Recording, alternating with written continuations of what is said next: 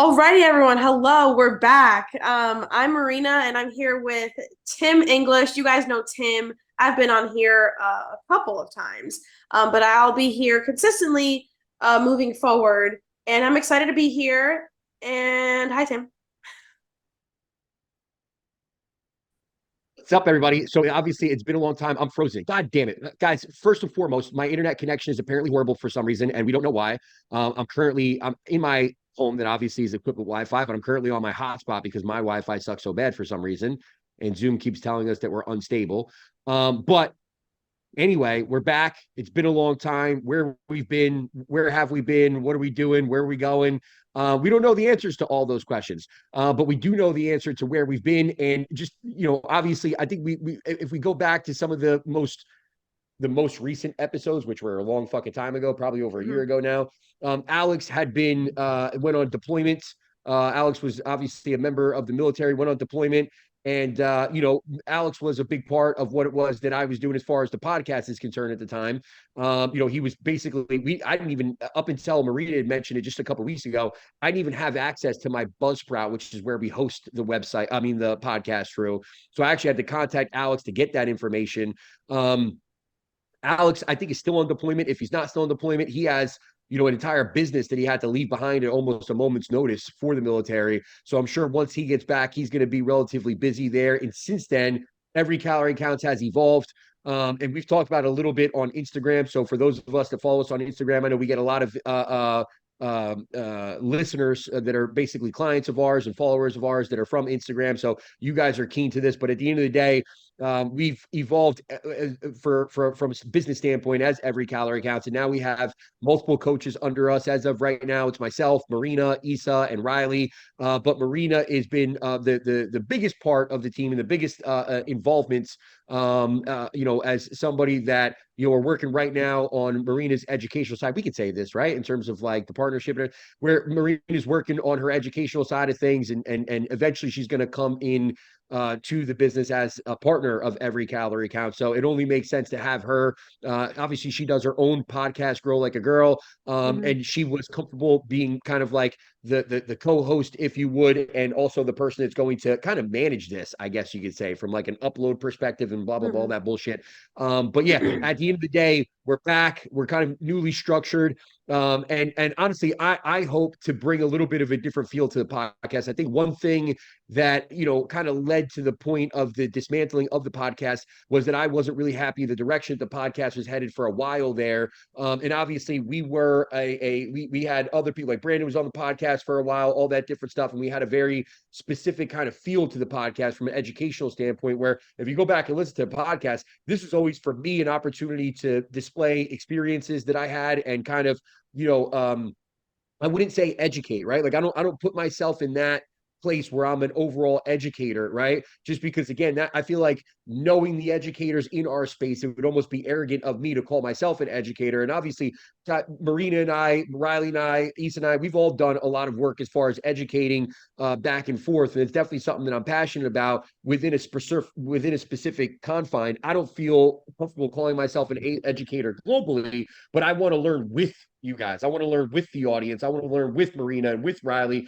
And that's the reason why I don't feel comfortable calling myself an educator, because I'm forever going to be the student, not necessarily the educator or the teacher. But with that being said, again, the path that the podcast was going for so long was, in my mind, honestly redundant. In my mind, the idea of education as it relates to this space in general is redundant. It's the same fucking thing. And not for nothing, a lot of the podcasts that I see that are out there now are basically the same thing over and over and over and over and over again. It's just fucking people talking about fucking, the same metabolic adaptation, all this bullshit. And it's just the Mhm. same thing over and over and over again. It got to a point where, especially when it was the three of us on the podcast back then, that I felt like we were just discussing the same goddamn things over and over and over again. And granted, it might have had some people had some gravity to it. I wasn't like stimulated by doing it. And then later on, Alex and I went in and we did a lot more of a process of interviewing different people, which I did like. I just feel like I wasn't a very good interviewer because I talk too much. And I should probably let the people that we're interviewing talk a little bit more. But again, it's definitely something where I think, this time I'd rather get a lot more, client perspectives and have clients on the podcast get other people, more involved, like Marina, and having another talking head here might allow me to kind of back off a little bit. So having Marina will be nice. But yeah, I think a little bit of a different direction, same concept, same topics, or same, I guess you say global topic as far as our health and fitness, but maybe being a little bit more broad in terms of the areas that we could touch on and the time that we spend here might not have to be so specific down Mhm. pathways of fucking feeling like we're educators, if that makes Yeah. sense, right? And more so being something that's an easy listen, if you would, while also sharing our experiences and the education that we've come across and the knowledge that we've built. But yeah, with all that being said, I am excited to get back to it because it is a nice way to break up the day, break up the week, and add to it a little bit. And again, it'll be a nice way to get some add other experiences, add other knowledge bases, and kind of just honestly be able to speak to other people, right? Like it was cool to have people like Paul Ravello on the podcast, Adam Bonilla on the podcast, different people that we've had. Caleb was on the podcast, a guy that Anthony Spade is another one. We've gone back and forth a million times on DMs, never met these people in person, just met Anthony for the first time. But, being able to kind of get them into a spot here and be able to converse with them one-on-one instead of sending DMs back and forth, it's a cool opportunity. So I'm looking forward to all that. But yeah, basically, in terms of a recap of where we've been, that's going to cover it. You know what I mean? We've been busy Mhm. working, we've been busy growing. The Every Calorie Counts team has grown.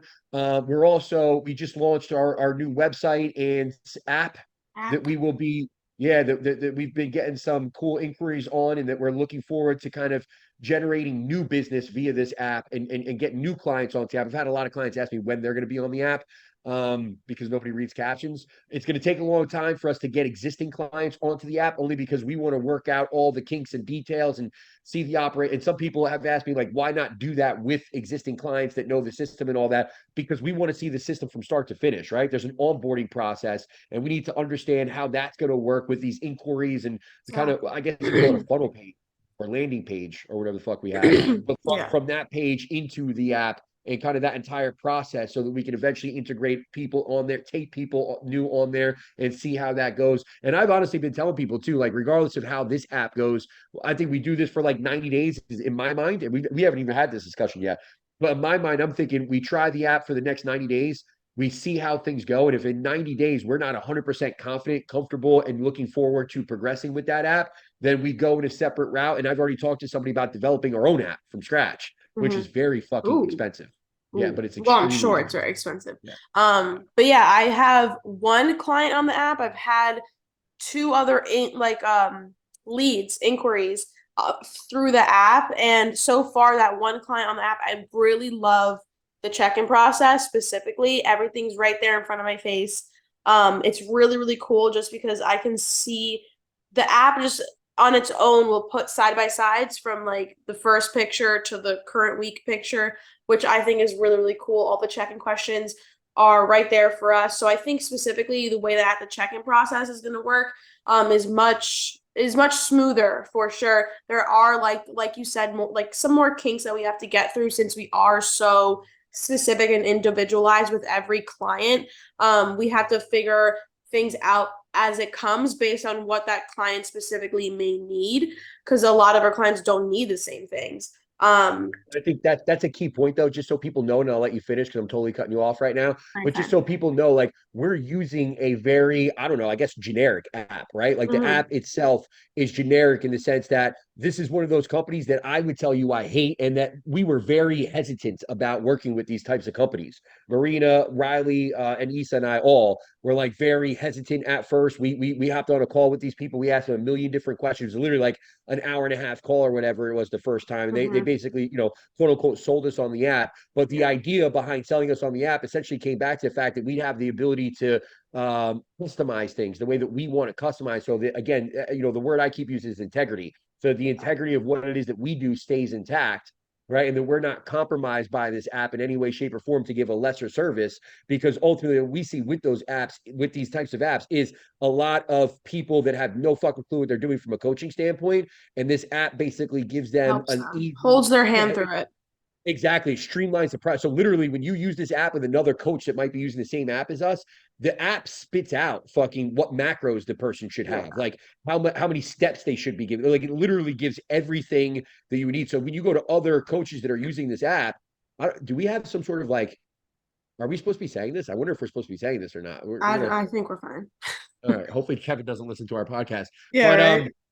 basically it just spits everything out in this it's quote unquote customized for that individual, but it's Mhm. basically a computer generated customized plan for an individual where the coach isn't building the plan. So we had to go through an entire process that took literally what, like fucking 5 months or something like Yeah. that for us. 6 months. It took a long time. And Marina and I have been on literally one or two phone calls a week every single week with the person that manages our account for us.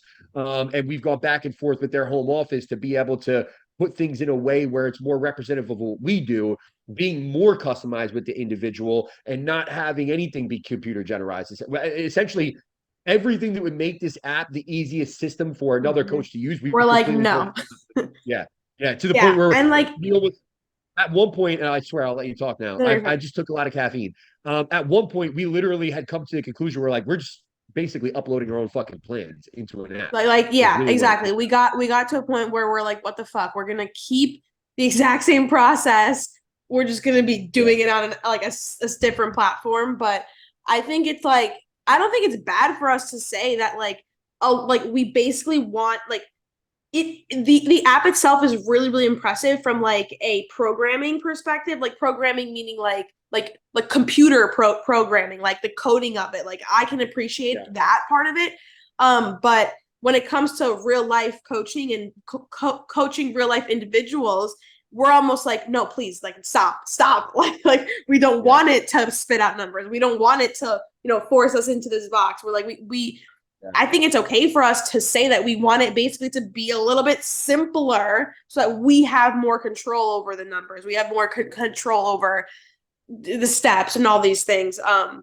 But yeah, I'm excited for it. And I think that there, there's a lot of potential in it because it is so, it's so specific, like it's so smart on its own. We just want it to be a little bit dumber. Yeah. Yeah, there's a lot of potential in it because at the end of the day, our goal with it is to be able to help as many people as we can, right? And Yes. it's like, and let's be real, that's a matter of us all being able to make X amount of money, right? If we're being 100% honest and open about it and transparent, it's a matter of us being able to scale a business because, like I said earlier, in my mind, I'm not the educator, at the end of the day, I think Marina, Riley, Issa, the people that we bring on are all going to be a reflection of what the business has been from the very beginning. And I think if you look at coaching as an industry right now, where people are going to scale their coaching business isn't necessarily within coaching in terms of the client and coach relationship. Now it's about classes, it's about mentorships, Yeah. it's about all this education stuff, right? And there's coaches that are legitimately making $500,000 a year. I've seen it. I've mentored with them. I know them on that level, and like I said, they're making $400,000 a year, through these processes, right, along with their coaching. But again, that's where they scaled past what they could handle with their coaching. So for me, I've been kind of on the look for a while now with something that's going to allow us to handle more clients, right, without again compromising the integrity of what we do, so that from a scalability standpoint, our business now becomes scaling that one-on-one coaching relationship, right? Mm-hmm. That one-on-one coaching environment, if you would. So again, that's what we're after, is to be coaches. You know what I mean? And I mean that through the entire extent of what we're talking about here, whether it's the platform itself allowing us to do the coaching, and that's from the way that the, I guess, algorithm works, or the computer itself works in terms of the programming with that app, but also all the way down to why we're doing this ultimately, being able to handle more clients. Callum Raystrick, I think I just heard a podcast and he said I couldn't tell if he was saying 107. This is an English motherfucker with an English accent, right? Or 170.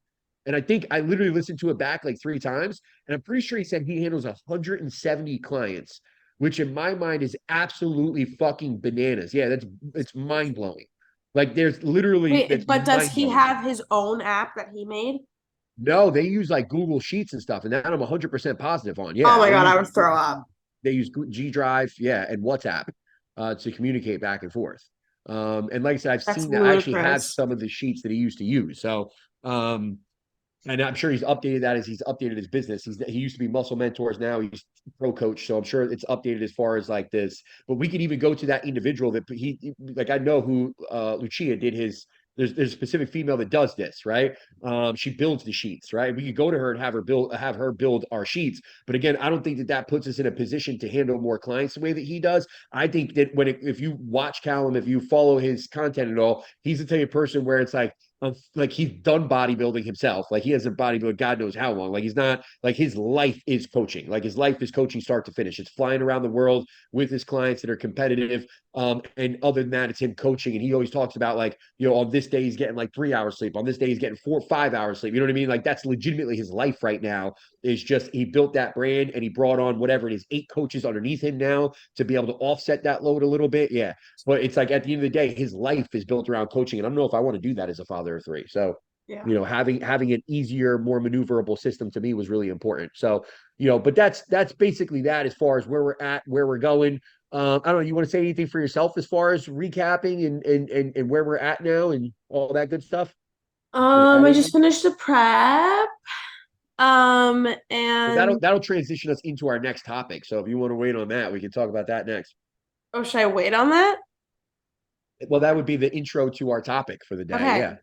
Yeah, so started prep, I don't know. I think we officially started tightening up like mid-February. My last free meal was Valentine's Day. So I think from then on was prep mode and my first show was July 29th in Falls, New Jersey, which I took the overall bikini at, which was very fun and exciting.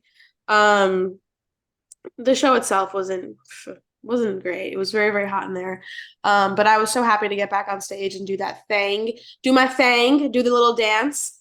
And then second show was PA Muscle in Lancaster, PA, which I took third at, which I'm very, very proud of. I'm probably more proud of that than I am of my overall at Muscle Beach, just because the level of competition in my class specifically, but also all the bikini girls at that show and like in general were really, really good. And I always say like I really want competition. When I go to a competition, I want I want someone to give me a run for my money. And I think that is absolutely what happened at PA Muscle. So I'm super proud of that third place placement. And the plan from there, well, before PA Muscle was to go into North Americans, which was this past weekend. It was September 2nd. So that was a plan there. But after getting third place, we decided not to do North Americans, just because that just goes to show I wasn't ready for a national stage. Those two other girls in my class, the first and second place, were insane, really, really competitive packages. And the girls at North Americans were even more insane, specifically in my class. Those girls were nuts. I'm so happy. I honestly am happy I didn't do it because I would have been a fucking fool of myself. But yeah, so reversing here, and I was just really, really sick as well. But I'm good now. So one thing I would say about your process as far as PA Muscle is concerned, I feel like regardless of what the judges wanted to see, the level of muscularity that we didn't have at PA Muscle relative to the other girls, which is undeniable and something we have to work on. That's the bottom line, right? I Yeah, feel like for us, we had a very specific goal. Like we went into Muscle Muscle Beach. Beach.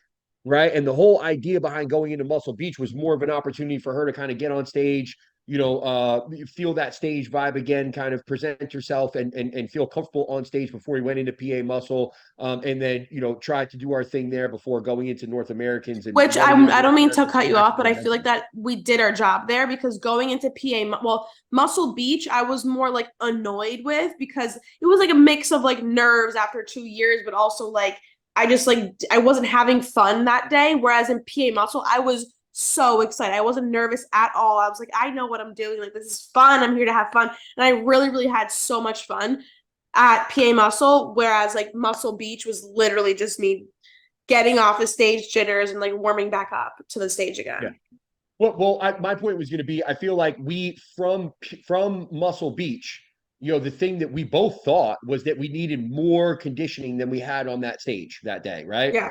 And we had talked back and forth, Marina and I, about her peaking process and, whether we are going to use a diazide or not. And, and that was a big point of, not a big point of contention because I didn't really allow it to be a big point of contention, but it was something that was, kind of a major factor for us, right? Marina tends to hold a lot in the lower body. And the one way that we can kind of create more visibility within that lower body is getting rid of some of the excess water retention that we tend to store there. So, but it was also one of those things where mentally she was not happy with the idea of needing a diazide, right? She wanted to try to be as full as she could possibly be going into Muscle Beach, right? Yeah. And we basically did that, right? And we felt like we got off stage there, and I feel like we both thought you could have been a lot tighter coming out of Muscle Beach, right? Yeah. Now, when and we went from Muscle Beach into PA Muscle, and I feel like the good thing for us is that we basically that everything that we wanted to do, we did going into PA Muscle, right? Mm-hmm. Everything that we wanted to do, we did going into PA Muscle. Like we took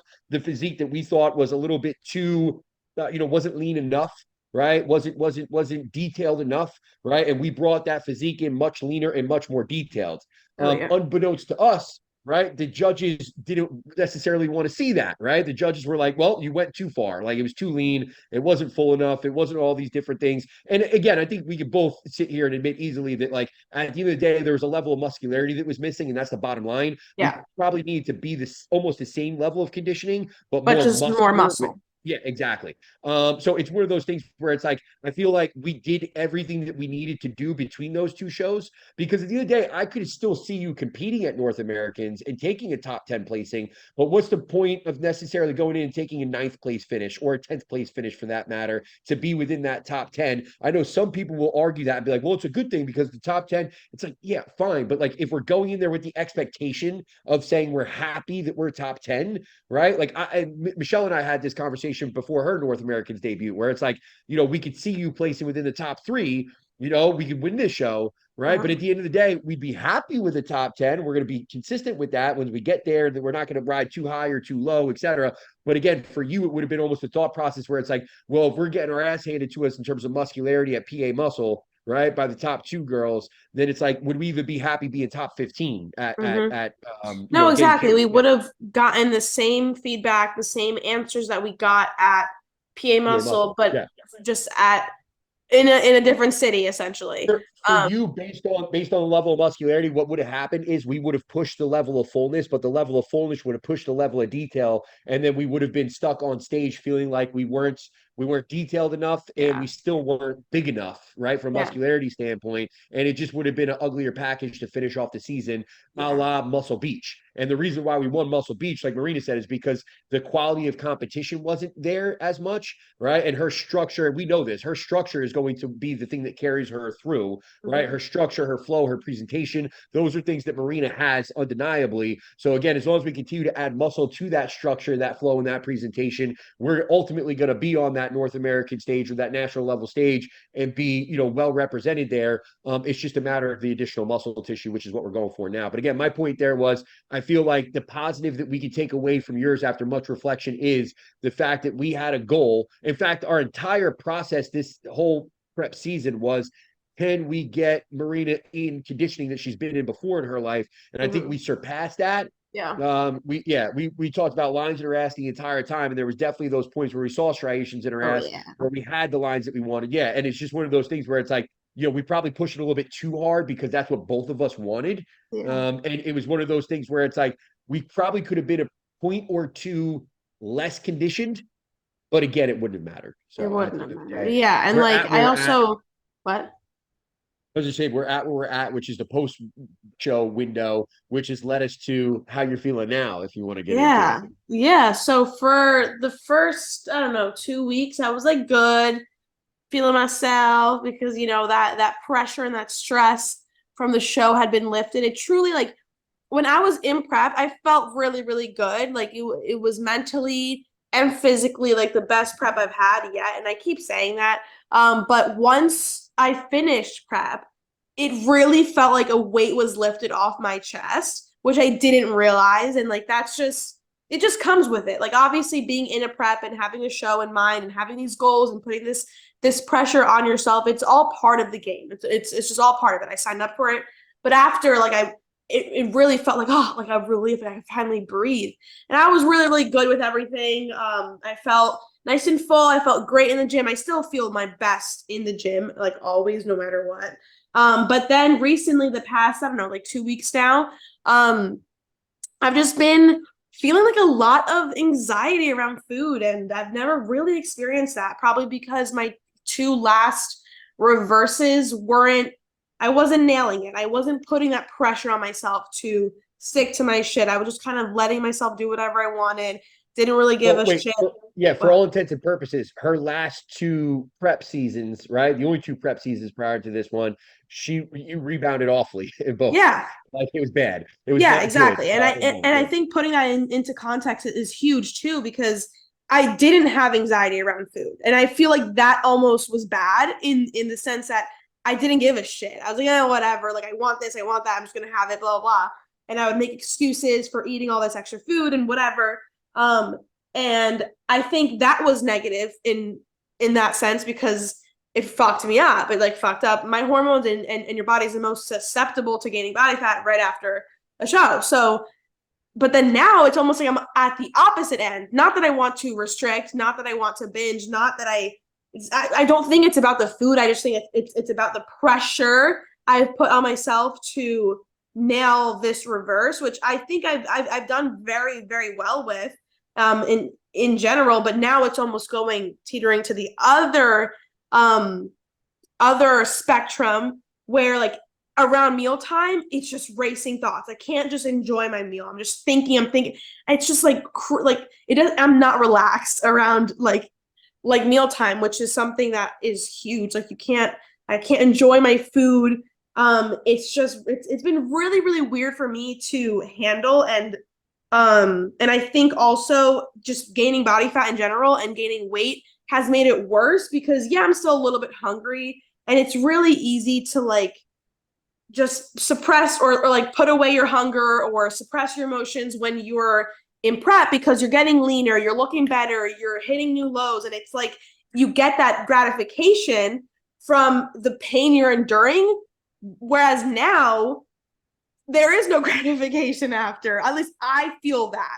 Like I feel like I'm just suffering and nothing is happening, you know? So just yeah, overall I've been working through that, and it's very, very weird. Like I've said, I've never had anxiety around food growing up. That's never been a thing. I come from a very Puerto Rican family. We eat and we eat. What? Well, let me lead you here a little bit because Yeah. there was we had talked about this prior to her last show, right? Like I can legitimately remember where Yeah. we spoke about this last, right? We were coming out of pumping up, Yeah. right? In the hotel gym, we were standing in the In front of the elevator area. elevators. Yeah, and do you remember what you said to me? Yeah, I was like, I think I just want to hang out at like 1:30, 1:35. Yeah. And where are you at today? Do you know? I haven't been weighing myself. I'm gonna try Good. myself. What was the last weigh-in that you had? Do you remember? Probably like 126, 127. I thought it was 128. Was it 128? Maybe it was. It might have been one. I think it was 128. So, So but like when I hit 128 or whatever, in the back of my head, I was like, I only have 2 more pounds. Like I'm able to yeah, only gain 2 more pounds. Was like, well, that's why I brought it up. yeah, and that was like the initial thought, and I was like, ew. Like I was like, I've never had an issue with scale weight. Like I've been one that I can detach that number from myself because I know as a coach, I know that you've taught me like the scale number is so arbitrary. It's literally just how gravity is pulling you down that day. So it's Yeah. like based on water, stress, I don't know if you shat or not, shat if you shouldn't, so all these different things. But now it's so weird that my first initial thought was, oh, you only have 2 to 5 pounds to gain left. And it's like, who said that? Me, myself. Exactly. Yeah, that's what I was gonna say. Like, I don't want to be I don't want to be. I love saying "I told you so." I don't want Oh to be the yeah, guy that says no, "I told you yeah. so." Well, like, and that's what I was gonna say. Do you remember what I said when we were at the elevator? I would never tell somebody they can't hang out at 135. But it all comes down to like, for people who don't know, we've in past off seasons or in this past off season, I think we got up to the highest. We were at least 160 in the off season, but I think we had gotten Yeah, up to that's at when I one was point close fat to like fat. 165. Yeah, and then we pulled I didn't down and we get were to maintaining. 165. She says that, but we might have I technical just difficulties. I think I just got to like 160, but that was Well, peak whatever. But fat. the point is we pulled that down and we maintained somewhere close to like 150 to 155 for a good chunk of the remainder of the offseason after that, right? After a Yeah. mini cut that we did. But anyway, the bottom line and the point here is that I would never tell somebody that if they're confident, comfortable, and they're closer to a stage weight and everything is working well and it's not impacting their day to day in terms of their performance, in terms of their ability to progress. Remember, at the end of the day, bodybuilding from season to season, especially if somebody wants to be a career competitor or to take it to the next level like Marina does, there's got to be an emphasis on bodybuilding. There's got to be an emphasis on improvement, on progression, right? And if my body is in a position where it's fighting to hold itself within a certain spot, it's probably not going to be very progressive off season for you, right? You're not going to be able to eat enough to grow. And I know some people tell you only need a little bit of food above maintenance. No fucking bodybuilding coach is ever going to tell you they agree with that, right? Like we Mhm. want to be able to have a surplus as far as the caloric environment is concerned, enough so to fuel your training, enough so to fuel your physical daily performance, enough so to fuel better sleeping habits and recovery and all these different things. Now, at the end of the day, if we're ever constantly riding this line of, well, I have to do an hour of cardio so I can eat this amount of food to be able to maintain this body weight. And if we're so stuck on maintaining a particular body weight because our body wants to be somewhere based on the other things that we need to do to be able to be progressive, right? And again, we're trying to cap the body. We're trying to put the body within this box, within these confines, right? You're probably not going to have a very successful off season, let alone the reality that you're starting to create more of a mental, a negative mental relationship with your body, a negative mental relationship like you are with the scale weight, Yeah. right? A negative relationship with food like you've been having, right? Like these things, this is where they materialize themselves, right? And we're starting to create these expectations for ourselves that just isn't realistic, right? It's not realistic, right?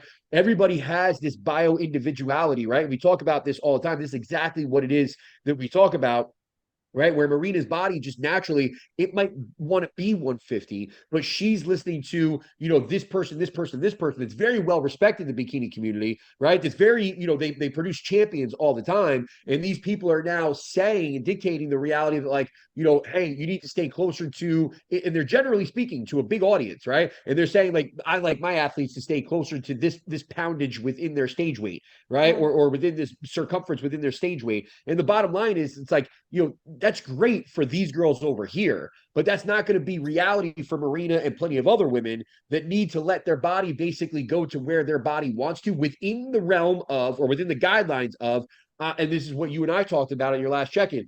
As long as you're eating the food that we have on the plan, right? And you're not, making excuses for yourself to be able to eat this, eat that, go out on the weekend here, drink this, drink that, do all these different things that we need to then, look at, right? If you're not doing those things, you're just eating the food that's on your plan. You're training really hard. Your training is progressive. You are recovering from your training. You're sleeping well. You're doing the things that you need to do, right? And your body weight is still going up, then that's your body weight. There's no way around that. Fuck it. Take it. Who cares? Like, back away from it. Nobody fucking cares. And nobody should tell you that that's not a good thing or that you're getting too far away from your stage weight or whatever the case might be that they're going to tell you.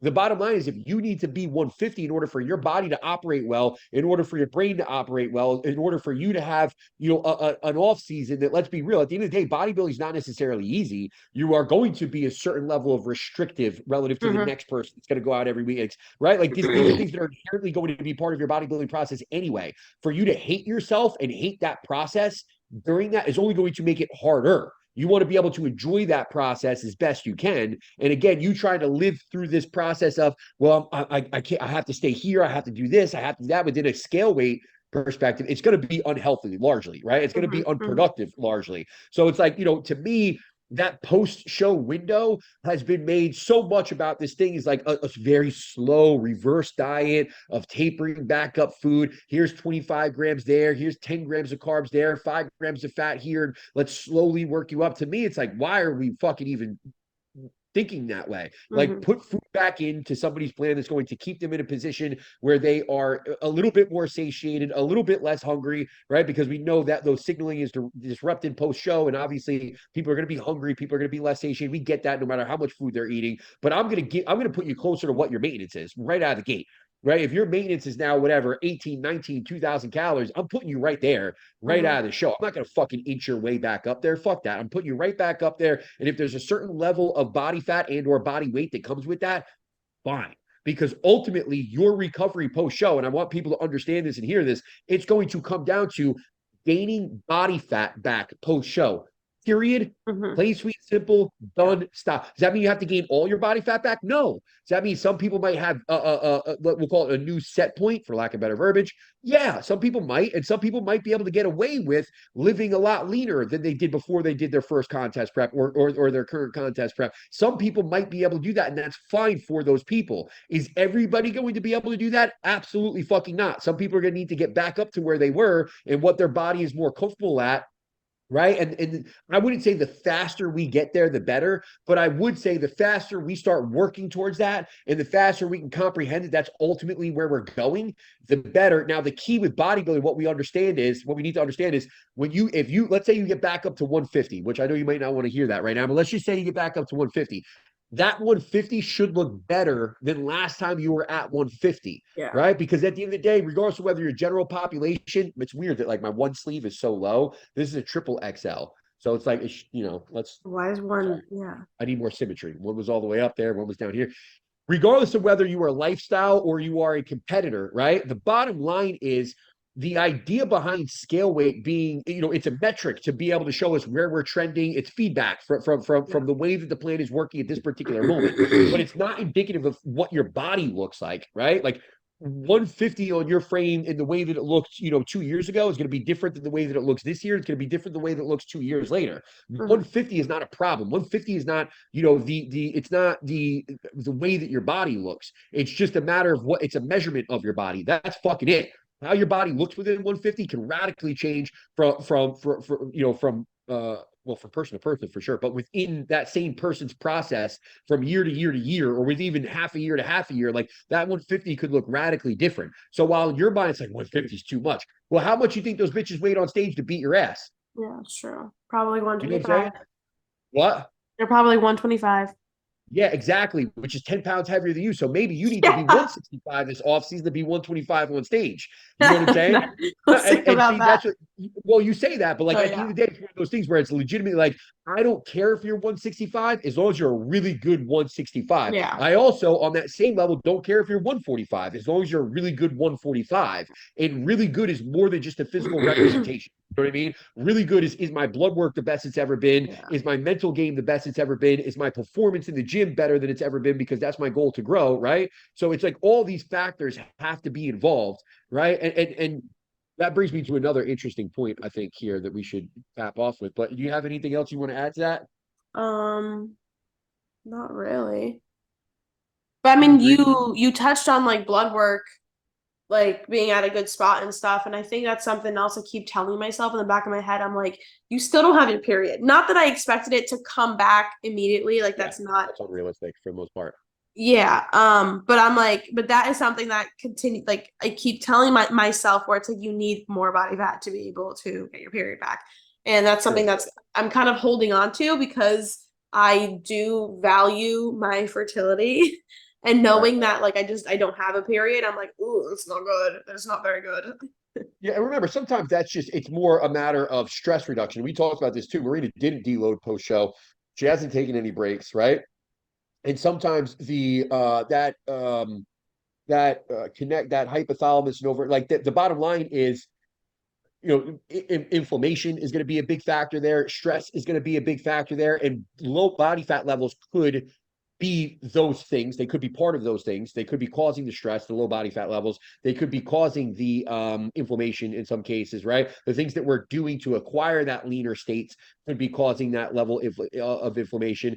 But at the end of the day, I think the more time you get removed from that show, and in some cases, that's really just what it comes back to, time, right? And again, this is going to be the individual difference from person to person to person. So sometimes you might need to gain a little bit of body fat, to your point. Like that's just going to be a necessity for some women. Some women, it's going to be a matter of time. Some women, it's going to be a matter of calories. Some women, it's just going to be a matter of overall stress reduction. And the further we get away from that very stressful moment, that very stressful period of time, the more stress reduction we're naturally going to accumulate. And sometimes it's just a matter of giving yourself that, like you said, 2 weeks is not a long enough time.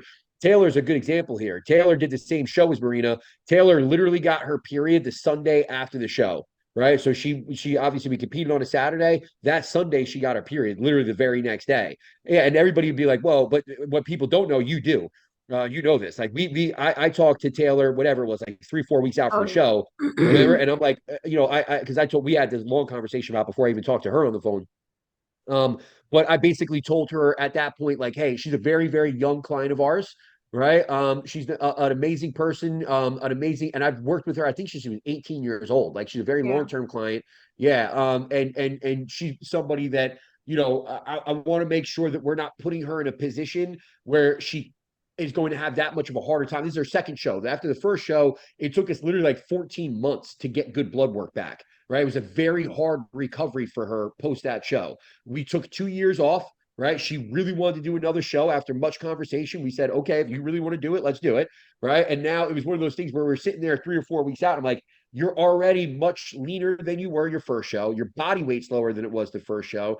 But everything else is in play too. Like your calories are as low as they were the first show, expenditures as high as it was the first show. We've done everything we can to like reduce fatigue and all that stuff and manage things well. But at the end of the day, the point is I was putting her in a position where it was like, are we going to be able to recover from this prep? I don't fucking know. So at that point, I had the conversation with her where I'm like, listen, if I continue to push you, you'll get a percentage point or two better, right? But your recovery is going to get that much further away at the same Mhm. point as well, right? So what we can do now is we start to pull back a little bit, right? And are you going to, you're not going to lose any condition if we pull back now. You might get even a tad bit better along the way, right? But I'm going to start pulling back when everybody else is talking about working harder and moving forward. And I want you to be, so we had this whole conversation. And what we did was basically started to feed her up, right? Took out a lot of the extra expenditure. We started the recovery process early. We basically reversed her into the show where, she was walking into that show that week eating whatever it was, like 200 grams of carbs a day, yada, yada, yada, right? So she was fully reversed into that show. And then,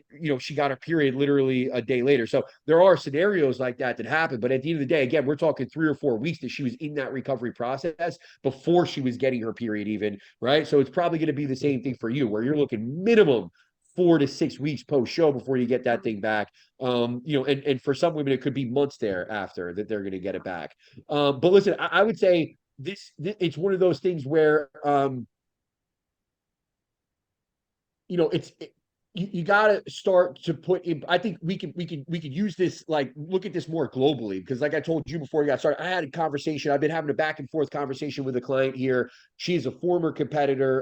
In fact, I wouldn't even call her former. She is a competitor in general, but she hasn't competed in some time, and she's going back and forth with like her body's ability to respond well, right? Like we use all this verbiage like weight loss resistance, metabolic resistance, yada, yada, yada. Her body's just been very unresponsive to anything that we've tried to do, including pushing her really hard, dieting, even up to and including things like modified fasting approaches. Like we've tried just about everything, and her body's just been very stubborn. It's been very unresponsive, right? She's a lifetime natural, wants to be a lifetime natural. So there's only so many things that we could do. And the body is just, it's very unresponsive down a lot of these pathways. And the one thing that we've always talked about is her level of stress, right? And I think sometimes when we say level of stress, we automatically go back to the same things that we always go back to, where it's like training is a stress, cardio is a stress, diet is a stress, and these things that we apply ourselves to ourselves, right? And not comprehending what comes with these factors, right? I don't know if you guys can hear my dog lapping up the water next to I me, don't hear but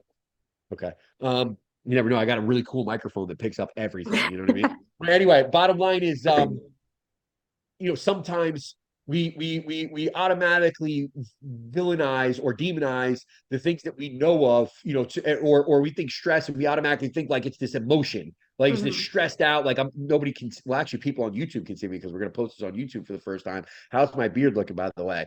Um, but anyway, people think that stress is like this like thing where I'm walking around all day like this. It's not. Mhm. That's not stress. Not necessarily. It could be stress. We're talking about how stressed you are about the bills you have to pay and the paycheck that you're getting and the person that you have to work next to and the relationships that you're in, and all these different, getting the kids back to school is a big stress right now. All that different stuff, those are stresses for sure, but there's also chronic underlying stresses all the time. Like, am I only sleeping 5 hours a night, but my body's built an adaptation to that where I am efficient within that 5 hours of sleep, right? I've built a normalcy around that, but that doesn't mean that the 5 hours sleep in and of itself isn't a chronic underlying stress, right? My gut health, I built normalcy and understanding that like I'm bloated after I eat this food, I'm gassy all day, I have a weird burp that I do after I eat or whatever. That's normal for you, but it's still a chronic underlying stress, right?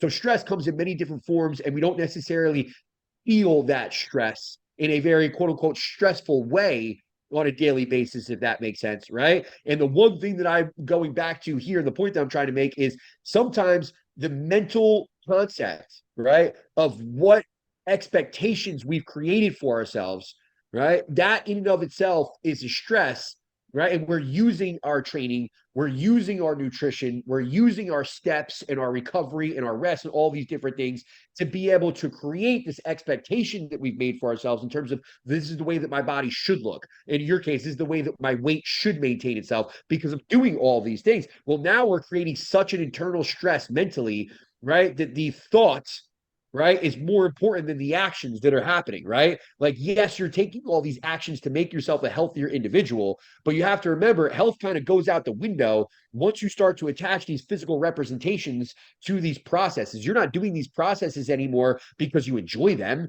You might tell yourself that you enjoy it, and that's great. But if you have this idea that it's like doing these things, I started doing them because I like them, right? I started training this way because I like it. I started doing these steps because I like it. I like controlling my food, right? And I got into all this health because I wanted to be healthier. Or maybe, I think you and I are similar that we got into this specifically because we wanted the physical look, right? I wanted to look cool, so I got more bitches, right? You were 19 years old. I think you wanted to look like a bikini competitor when you started. You wanted to build muscle or whatever it is, right? It was a very physical vanity thing, right? And that's fine too, regardless of the reason why you got into it. But at the end of the day, if we're generating an expectation for ourselves that's unrealistic for who we are, right? Again, this goes back to the individuality of each person, your genetic resilience, right? The way that your body adapts to these stressors, right? Then at the end of the day, these things aren't healthy anymore, right? They're not applicable anymore to the results that you want to get on a physical level,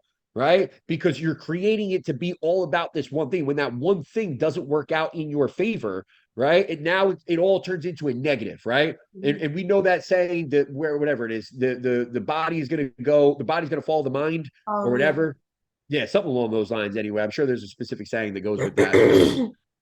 And it's very true. We're talking about this scenario where it's like, I feel like I should look this way because I do X, Y, and Z. Well, I'm sorry, but the way that you look is going to come down to who you are. And literally the way that I left that conversation that I was having with that client, and we're still continuing the conversation. But again, the last message I sent her was about, something that I've said on this podcast multiple times too, where it's like, I can't make a poodle into a pit bull, and I can't make a pit bull into a poodle, right? The poodle is the poodle, and I can make that poodle the best version of itself, right? But if you give me 8 poodles, those poodles, if I say poodle one more time, dude, those 8 poodles are going to have different pathways to being the best version of themselves, right? And if you gave me 8 pit bulls, those 8 pit bulls are going to have different pathways to the best version of themselves. A lot of those paths might look similar in some way, shape, or form, but they have nuances attached to each one of those paths that's going to make those pit bulls and those poodles the best versions of themselves, right? But again, the one thing I can't do is make a poodle into a pit bull. So like if that poodle is like, I'm doing all this stuff, why isn't there this physical representation? Why is my scale weight the way I want it? Why isn't this happening the way I want it? Well, where are you getting that from? Why are you creating these expectations for yourself around these things? Who told you you could be 135? Just because you want that doesn't mean that it's a reality. Yeah. Who told you should look different than this? And that looking like you work out and do all these things is represented by having a 6-pack, or represented by having big cap delts, or represented by having an hourglass shape. Like that's not the case all the time, right? If it were, I'd be 300 fucking pounds and I would look like a Mr. Olympia year round. And I would literally wear, in the summertime, I'd wear nothing but a fucking ECC shirt and a fucking G-string, or whatever guys were, a thong that guys were, my bodybuilding trunks. I'd wear nothing but classic physique trunks around all the time. Those old school shorts that they had for a little while. I'd wear that around all the time. I would literally go to the gym in nothing but spandex shorts and have giant legs with veins popping out all the time. Horrifying. Yeah, Tim's like, we're going too far with that. But you guys get my point though, right? Like it's not a reality. And in a lot of cases, there's nothing you're going to do to make that a reality. I know people, I used to think if I took growth hormone, I'd break my genetic coding, right? Didn't happen, right? If I took insulin, I'd break my genetic coding. Didn't happen. If I took a gram of testosterone, I'd break my genetic coding. Didn't happen, right? Like I legitimately have done all those things, right? And the bottom line is when you do all those things, and I thought like, there was literally a point in my process where I'm like, dude, I'm taking a gram of testosterone at 180 pounds. Like, what the fuck, dude? Like, why am I not more jacked?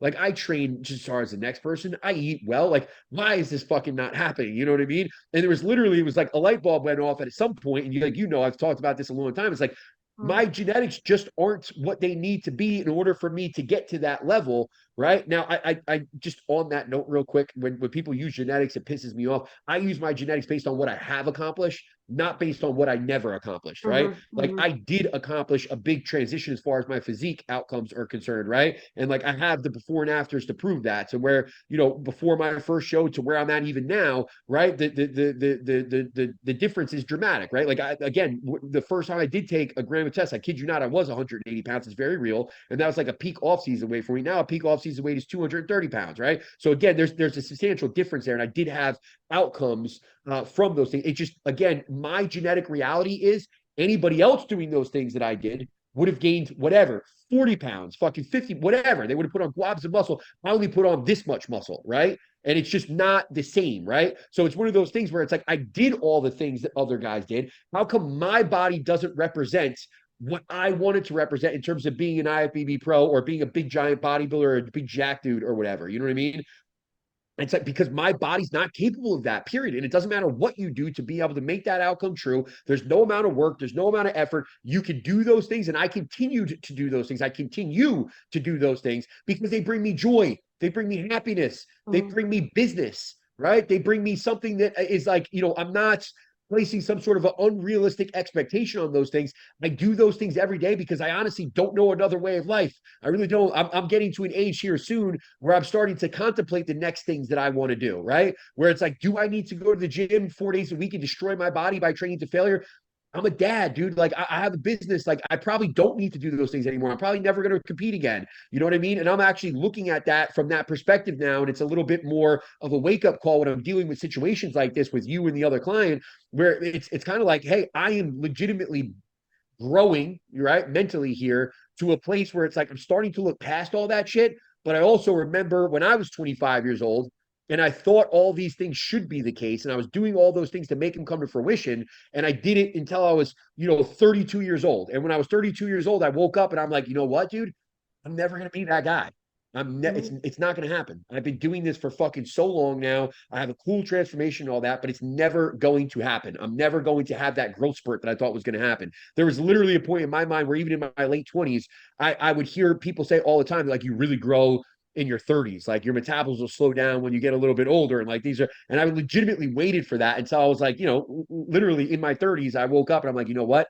Not going to fucking happen the way I want it to happen. It's never going to be there. It's not going to happen. Like you got to start, moving on from that. Like stop doing these stupid things and move on from that and look at it a little bit differently. But again, I know that's a matter of time for some people. It's a matter of maturity for some people. But I think if I could impart one thing to you guys that are struggling with the idea of I should look this way because I do Mm-hmm. all these things, or my scale weight should be this way because I'm a bikini competitor in the off season. I'm supposed to be maintaining this and all that. Again, if it's going to come back to the lifestyle ultimately, especially if you're not a professional athlete, right? If it's going to come back to lifestyle ultimately, if we start to attach this physical representation or this physical expectation that we have on ourselves, the superficial expectation we have to all these processes, you have to understand that sooner or later that's going to flip on its head. And it's like those processes now are now causing you to be further away from that physical expectation that you have for yourself because you're ultimately creating stress that's Yeah. undue. You're creating stress that shouldn't be there. Did that make sense?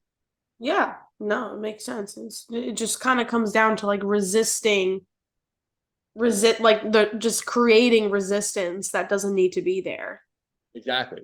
And that's exactly what I've been doing mentally. Where I'm like, I only have That's 5 more pounds to go. a So very concise and interesting way to put it. Creating resistance that doesn't need to be there. yeah, Yeah, yeah, it's it's not. and I wish we could come up with like almost like an analogy or like an example of this in another walk of life, and I'm sure it exists. I just can't think of it off the top of my head. But like the way that you put it there was, like I said, very concise and very true. Where it's like but again, it's one of those things where it's like I wish there was an analogy here where it's like if you just enjoy doing it and you genuinely and honestly enjoy the process, right? Like typically doing those things over and over and over again, but again, with less stress involved with it, with less expectations involved with it, with less like, I don't need this to present itself right now. I don't need this to present itself, period. I'm going to do this just because I want to do this, because I want to be here. All the other things fall in play. At that point, it's like I can have a weekend off my diet without freaking out. The other client that I spoke about, it's like getting her to go off and intuitively eat on her own. And she'll listen to this for sure. I love you to death. But her going out to eat on her own would be like, for let's say like a weekend, right? Just to do it. She'd be like, oh, fuck, no, I'm not doing that. That's stressing. That's going to stress the hell out of me. You know what I mean? Mhm. And that makes her an amazing client when it comes to following the plan. But it's also one of those things where it's like, again, you can't even like eat food without this. You can't not have the step goal. Like you want to have the cardio, like you want to train. And I can respect all that on a certain level. But at the same time, the reason why you're doing that is because you want this, right, to happen. And it's like, because you want this to happen and you're using all this to, as the vessel to get there, it's that resistance that Marina was just talking about. That's just very interesting. I suppose it might be, I don't know. I'm horrible at analogies, dude. So I'm just gonna embarrass myself. But I was thinking like investing money into like just a savings account. And like if you're literally, let's say you're putting away, you start a savings account for your kid very early on in life, and you're putting in small denominations, right, for that child very early on, right? But yet you're constantly looking at that account every single week, but you're only putting whatever it might be, $10 a week in that account, right? By the time that that kid's 5 years old, you're only going to have whatever, a few $1,000s in that account. It doesn't look very appealing. You know what I mean? Like it's not, you might even get to a point where like, fuck it, why am I even doing this? I wanted to have $1 million for my child by the time they're old enough, or be able to have a college fund or whatever it might be. And you're just going to now take that, whatever, three, four, $5,000 that you save by the time they're 5 year old and blow it on a fucking something stupid and trivial at that time, because it doesn't look appealing enough to you. It's not where your expectation for that account should be right now, right? Like you now forget about the fact that that child has another fucking whatever it is, 15 years until they're going away to school or whatever it is. You could have continued that, and that account would be worth X amount by the time you got there. Does that make sense? Is that Yeah, analogy no, for real? sure. Like there is still value there, and Right. the value is just going to continue to grow. But I think what you said that kind of just like resonated with me was just that like, yeah, I do it because I love it. And if you told me to take a weekend off from like tracking food, I'd probably still eat the same things, like just because that's what makes me feel good and what I like and what just instinctually I just do. It's like a force of habit. Like I And just that's fine too. Sometimes the idea behind taking off a weekend isn't necessarily about not dieting. And that's what I would always tell yeah somebody. You know this. Like I yeah wouldn't tell somebody to eat like shit for a weekend. That's not the goal of taking off a yeah weekend at all. The goal is to not have the I'm putting this in my chronometer. the I'm following stress. this specific meal plan. Yeah, I'm weighing everything out. Like, right, that creates too much around those meal timings every single week, over and over and over again, to the point where if you can't just do that on your own, what have you learned during your process? How have you grown during your process? If anything, to me, you've shrunk during that process, because now you're a slave to that process every day, Yeah. right? It's not valuable for you to feel like you're stuck to these things for you long term. It's not valuable for you mentally or emotionally, right? Mhm. So it's just one of those things where it's like, I feel like this is one of those topics that I could speak about for a long time, but it's also already 11:24 and I have a call in 6 minutes that I have to get Yeah. on. No, that was a good rant. That was a good rant. I needed to hear it. Gracias, gracias. I'm looking forward to more of the rants, guys. I miss it. I'm happy to be back. Um, and as long as you guys, oh wait, like, share, follow, comment, subscribe. Can they do that on podcasts? Yeah. I think you follow. Is it follow or I think some platforms are follow, some platforms are subscribe. So Well, like, whatever. follow, Can share, you like it? subscribe, all of that. Do you like a podcast on You like can like Spotify? Can rate, I like it? rate and review our podcast. Yeah, rate and review our podcast, please, and share it. Share it to like everybody. You know what I mean? Your mom, your Yeah. dad, I think everybody. a lot of people can just get something out of this because in this day and age we all have some little body image issues. Well, can I actually, now that I'm thinking, I just want to Yeah. say real quick again, the whole word, I'm like going backwards now. I'm a little anxious even stopping because we were like Mhm. wrapping things up. I just want to say here real quick, the value behind doing all the things that we've been talking about as it relates to like end outcomes should be because we want to be healthier individuals. And that's truly Yeah. and honestly what it comes down. Like I'm gonna go to the gym this week because I want to be healthier. I'm gonna go to the gym this week because I want to be fucking 60 years old and look like a badass 60-year-old and be able to move like a badass 60-year-old, right? But I need to fuel my body. Yeah, I'm dead serious. Yeah. Like as a 40-year-old, I'm legitimately starting to think that way now, where it's like these things are more just because I don't look a certain way, that look is not associated with what my blood panel looks like, with what my Dutch test looks like, with what my GI map looks like, with what my general health inside looks like. Like we're doing these things to be healthier individuals. Stop turning health into a specific look or a specific scale number. They're not the fucking same. Yeah. Yeah. That's another good point. I love that. Okay. And now we can sign out. Now we're signing out. Yeah. Signing out. How do we finish? We did an intro. How do we outro from this bitch? Just thank you guys so much for listening. Please like, comment, rate, review, follow, subscribe to this podcast, and share with a friend. Tell your mom and dad. Tell your mom and dad. Love you guys. Later. Peace out.